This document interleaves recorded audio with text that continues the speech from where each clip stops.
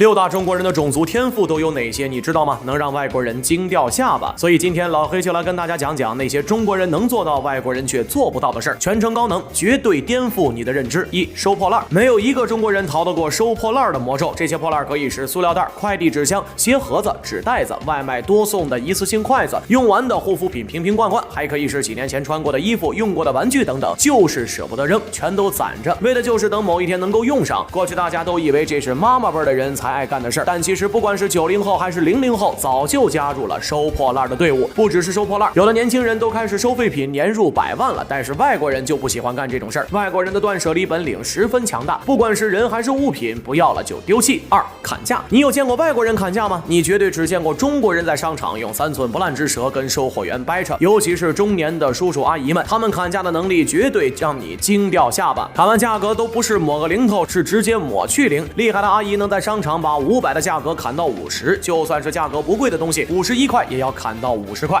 能砍掉1块都是自己的本事。所以现在很多店铺都会直接挂牌子谢绝砍价，而且现在不只是叔叔阿姨们砍价，就算是年轻人也完美的继承了砍价的种族天赋。反而现在一些店铺想用高价坑年轻人，那是绝对不可能的。你有砍过价吗？都砍掉过多少呢？那么除了这2个，中国人还有哪些种族天赋呢？6个中国人的种族天赋。3. 种菜，你绝对找不出比中国人更爱种菜的人，不管是极寒天气的南北极，还是远离陆地在海面上航行的船只，就连人类无法生存的太空里，中国人都能种上菜。种菜天赋是从古至今就流淌在中国人的血液里的。据记载，中国人种菜最早记录可以追溯到石器时代，那个时候种的都是些难吃的野菜。到了春秋时期，孔子的《诗经》就已经出现了38种蔬菜了，可见蔬菜的种类就是随着中国人的种菜天赋而增多的。而根据数据显示，中国人还是世界吃蔬菜最多的国家，每个中国人平均每年要吃掉的蔬菜高达109.8公斤。虽然外国人也爱吃菜，但是他们很少自己种，他们那种带院子的房子真是白搭了。所以中国人就出手了，很多到了国外的中国人也在院子里种上菜，让外国人感到很新鲜。4. 嗑瓜子儿，小时候有多少人因为在课堂上嗑瓜子儿被老师抓住，然后被罚嗑掉2斤瓜子儿，嗑到嘴巴上火。但即使这样，中国人对嗑瓜子儿的爱也丝毫不减，甚至很多不会嗑瓜子的人还羡慕别人门牙里有条缝，然后为了能够完美的嗑出一颗完整的瓜子仁，还会买很多的瓜子儿在家练习。但中国人可不只是在家里嗑瓜子儿，大街上、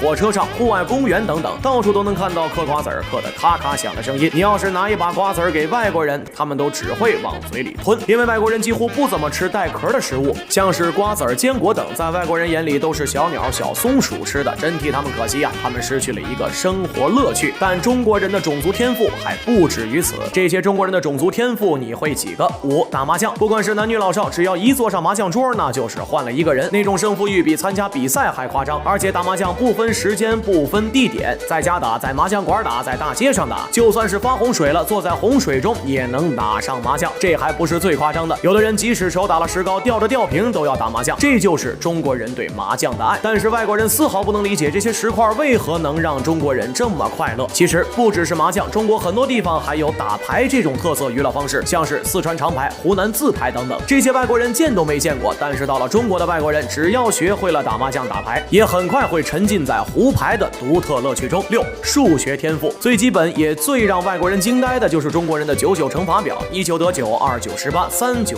27，这一串文字相信大家即使到死的那一天都倒背如流，这可是所有中国人从娃娃开始就烙在记忆里的。所以外国人算数算半天的时候，中国人眼珠一转，答案就出来了。除了99乘法表，中国人烙印在记忆里的数学回忆还有奇变、偶不变、符号看象限等。当然这也是很多人读书时最害怕的话，数学这门课一直让很多人两眼一黑。老黑现在想起数学还头疼，但是中国人还有更深奥的数学领域，也一直是佼佼者，能在很多数学比赛中获奖，解出很多外国人都解不出的答案。你还知道哪些中国人的种族天赋呢？我是老黑，你不知道的小知识都由我来告诉你。欢迎评论、私信轰炸，下期见。